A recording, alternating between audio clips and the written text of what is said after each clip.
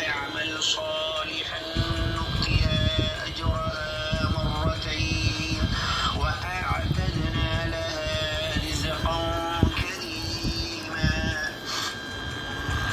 يا نساء النبي لستن كأحد من النساء إن اتقيتن فلا تخضعن بالقول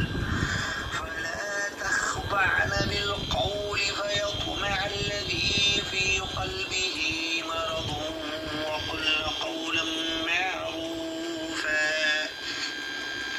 وقرن في بيوتكن ولا تبرجن تبرج الجاهلية الأولى وأقمن الصلاة وآتينا الزكاة وأطيعن الله ورسوله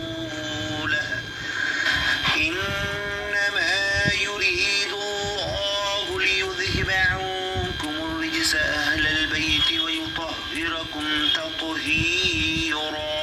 واذكرن ما يتلى في بيوتكن من آيات الله والحكمة إن الله كان لطيفا خبيرا.